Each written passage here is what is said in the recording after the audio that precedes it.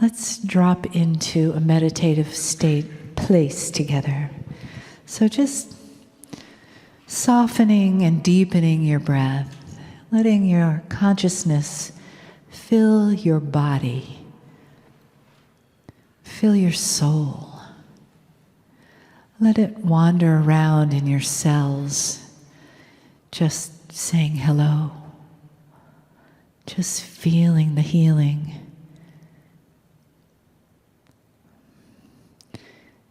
Feeling your consciousness deepening, expanding, letting your awareness come to your heart center and feel the touch of spirit. Feel that energy moving up through your feet into your heart, down through the crown of your head into your heart, and radiating out in all directions as we interconnect one with each other, one with Gaia and spirit, one with the healing energy that we have all created together today, this weekend. One with compassion, gratitude.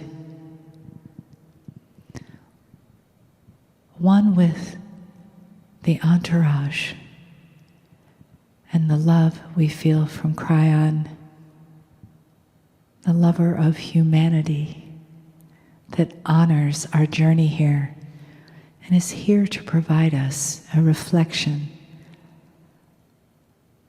of our beauty, and here to give us information and guidance in that love, through that love.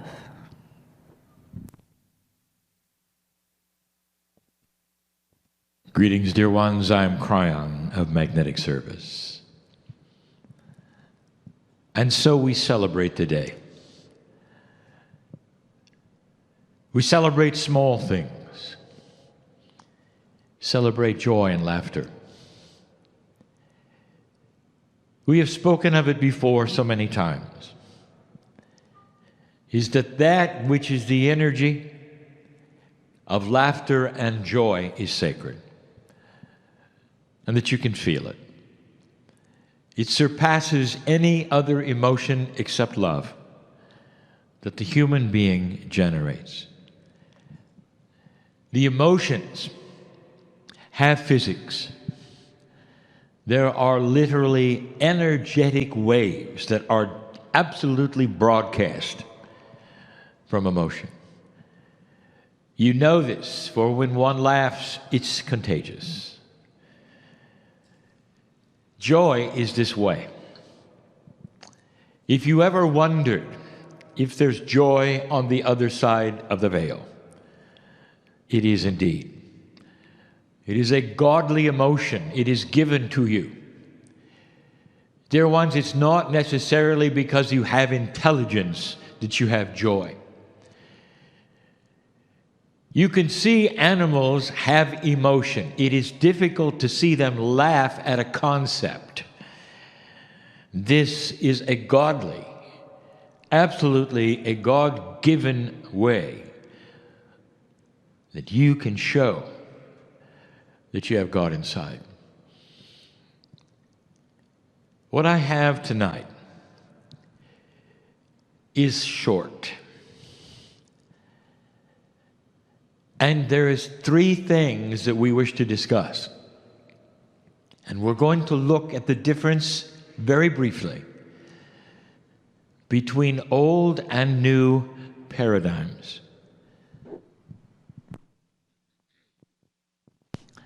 Before we look at them, however, I just want to make a comment. And for me, this is fun and joyful.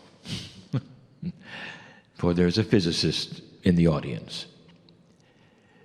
And I challenge him to find the rule of 12s. You are used to looking at all of energy and the pieces and the parts and I ask you to start looking at the confluence of 12s. Nature is in 12s. The DNA should have warned you about that. It's not in 10s. The bias is for you to count in a base 10. Physics truly is 12-based. Now, not all energies can be seen and identified, but the reactions can, to tell you something is there. And if you count it, you will find, to your surprise, that there is a confluence of 12s. It ought to tell you some of the missing laws of physics and what might be there that's going to then reveal and explain some of the things that you cannot see. If you examine the Kryon lessons, you will find that most often we deliver things in 3s, 4s, and 6s. No one has really ever put that together. And we do it for a reason. That is the structure of everything. Not 10, but 12. We present 3 things today. Easy, and yet difficult. Dear ones, the difference between that which is what has existed and that which is coming truly is about paradigm shift. It truly is the way you see things and perceive things and react to them. Basic human nature will fall into a pattern that it is used to. And what you are used to, even as a healer and a light worker, as we discussed yesterday, may be a habit. It may be tradition. It may be something that you were taught. I want you to know this, that in the process of life, what is taught to you by somebody that you appreciate and honor and even love will etch itself into your mind as being somewhat sacred. And when things change and those things are no longer valid, some of you feel disappointed. Perhaps even there is a betrayal you might feel as you change your paradigm, like a slap in the face to the one who taught it to you. That is a habit. That is an emotion. And it's not so. The ones who have taught you the way you should be or do or what works and what does not work in an old energy are respected because it worked in an old energy. And in the new energy, you become the teacher. And you have to start to learn to readjust your reactions and how you think. 3 things. They start with the easiest one, belief. When you believe in something, there is an instant and automatic reaction. If your belief is strong, if it is something that is spiritual, you have rules around it, organizations, doctrine, actions, whatever it is. The first thing in an old energy you wish to do is share it with others. Now, what if I told you that's an old energy reaction? And that sharing it with others is no longer what you're supposed to do. Now, there is no real, true, right and wrong. There is just simply free choice. There is simply what works and may not work as well. So do not put it in the category, literally, do not put it in the category of should and should not. When I say you should do it differently, I mean if you want results, you should do it differently. But there are some who continue to do it the old way only because it used to work. You would share your belief with others. You'd get together and you'd say, here is what works with me, here's what I found out, and here it is. Usually it's something linear. You will believe this way, you will have a doctrine that says this, you will take the words of a prophet and apply it to your life. And it's helped you. And so therefore you are sharing. Now that has another word. You are evangelizing your belief, no matter what it is. You could be an atheist and evangelize your belief and it helped you. This is action from the belief. Humans share what they have found works in their belief system. Now, this is going to sound real familiar to those of you who have listened to me before. There is a new paradigm. And dear ones, this is harder, a lot harder. If you wish to share what you believe, it's time to take it inside and show somebody it works. Never tell them what you believe. Instead, you live it. And if your belief is indeed accurate and true, then the love of God will show through you accordingly.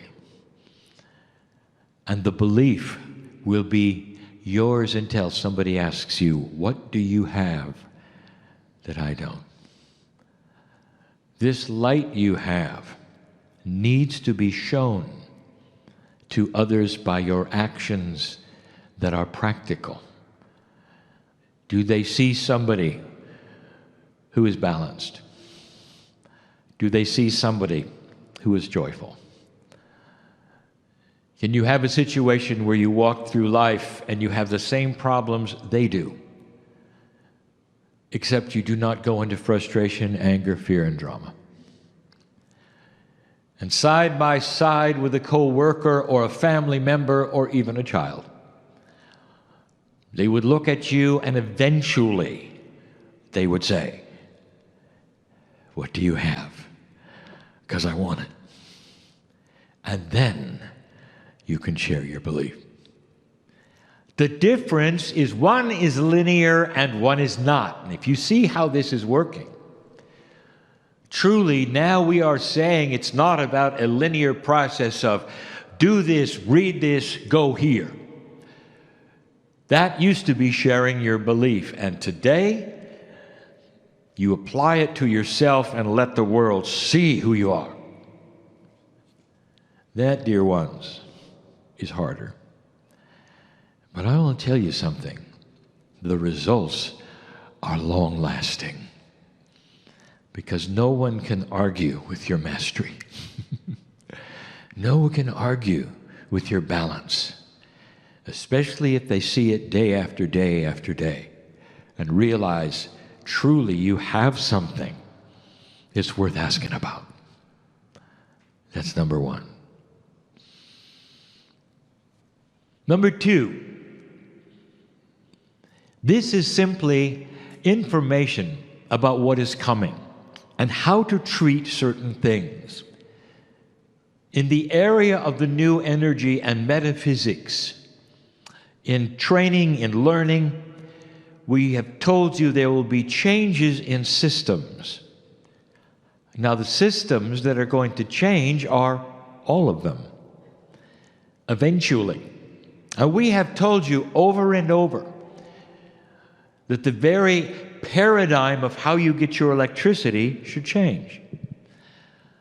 We've told you to eliminate the master grid, to be sufficient in groups of smaller grids so there'll be no problem if a grid fails. You simply go to the next smaller grid's house.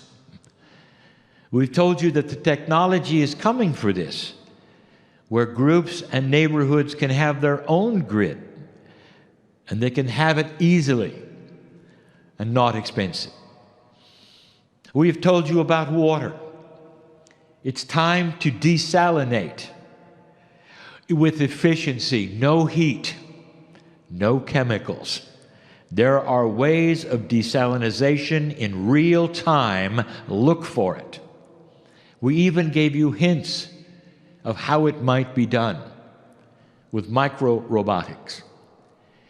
In case you can do this, the ocean is your water supply for any city. You can see the ramifications. You can even do it on a small scale We've given you all this. These are then systems of ecology. We have told you that politics is changing. We have told you that corporate business may change. We have told you that the pharma industry is so dysfunctional it's going to fall over and change. All of the years, systems are changing. So the question then becomes from you, linear. What are the new systems? How do we do it? What are the facts? Give us the inventions. What are they, Graham? What is the new kind of economy that we need? What is the new politics that we need? And you want a list.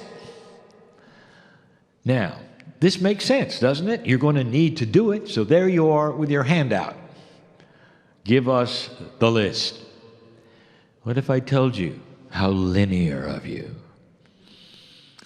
Dear ones, the systems are coming. And they're coming from those who are going to become wiser in the Spirit. As evolution continues on the planet, these systems are going to come from those who invent them. You're not going to get them from Spirit. I want you to start thinking differently. Instead of having conventions where you're starting to look to Spirit to give you the answers, instead, I want you to understand to develop yourselves and those around you so that you have spiritual wisdom and common sense. Start looking to the young people and developing this within them. This is coming from the future, and it's become right out of the people that you know in both genders who start to become wiser in spirit. God's not going to hand you these things. We've talked about the coming inventions. We know the potentials of what you're going to discover because they are there. We know what they are. You're going to develop them. You're not going to get it from us. So why do we tell you this? Because there is a tremendous waste of energy asking us for them.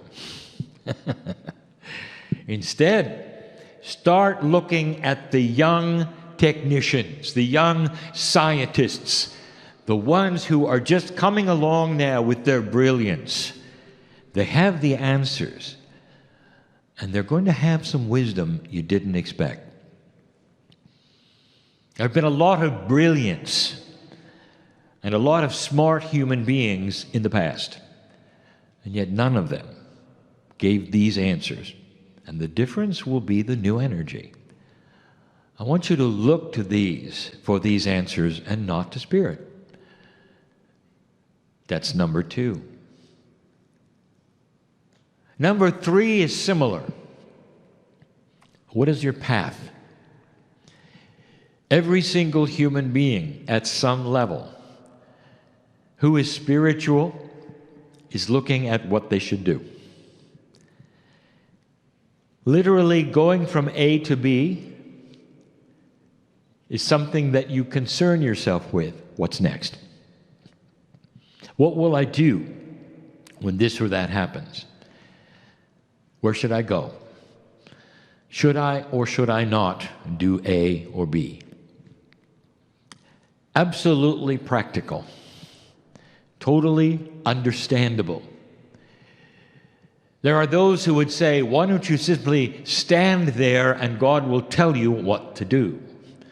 We have told you that is not the way it works. But still, you stand and you say, help me, I need something. When the human wants to go into unknown territory, the standard linear answer is get a map. Now, the map could be a book. The map could be advice from a friend, even shamanic. That is what the human does. If you're uncertain about the path, you will find an expert or a map, a device, or something that will give you an answer so you don't have to go into the unknown. Most of you know what I'm going to say. For those who have not attended the weekend. This especially is interesting. For those who have attended the weekend, you already know because it has been discussed. The new paradigm is for you to launch yourself literally at nothing and depend upon the wisdom of the moment and the synchronicity to show itself when it needs to. You race toward the fork in the road, and you want a map to know whether to turn left or right. You have no idea which way you're going, and you know that one way might be trouble and the other way might be salvation. And you need a map. And the closer you get to the fork in the road, the more frustrated you become that you don't have your map. Now, that is the old paradigm. And in the new paradigm, you're racing toward the fork in the road, singing travel songs as you go. Because you're not worried. And the fork shows itself, and you're still not worried. And finally, you're at the fork in the road, and you have the intuition that says, there's a fork in the road, turn right, and you do. Until the next fork, until the next fork, until the bridge, until you reach the destination that you really didn't know you were headed for. This is a new paradigm. It is a new reality for old souls. You're not going to trust the linear mind as much. Learn to trust the intuitive brain, if you want to even call it that.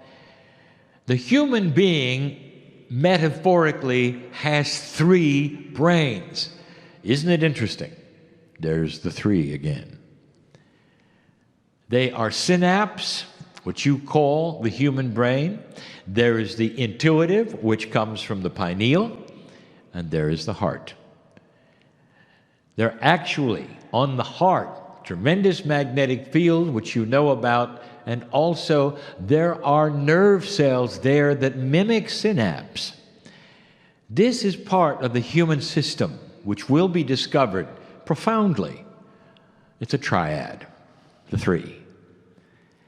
So you are starting to trust the intuition, the heart, if you wish, and marry it with the logic of the brain in order to give you a complete picture, not a where to turn, but on how to react when you need a map.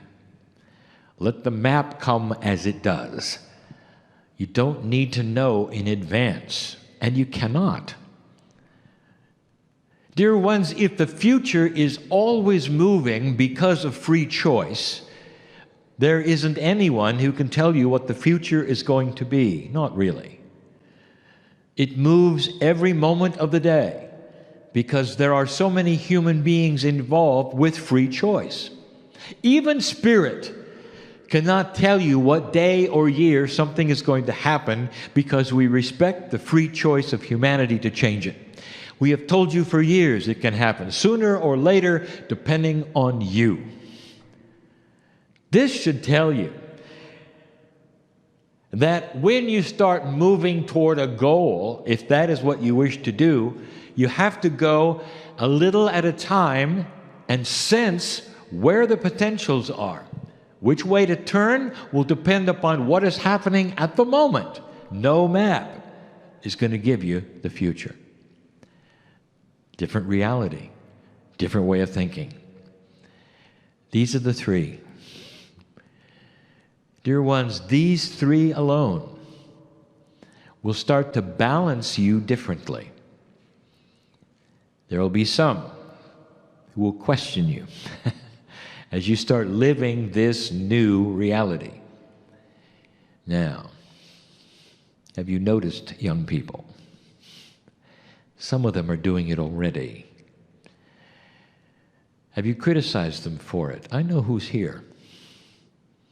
You don't know where you're going, you don't know what you're doing, you got to have a plan. And they look at you and they say, really? We're going to know as we go.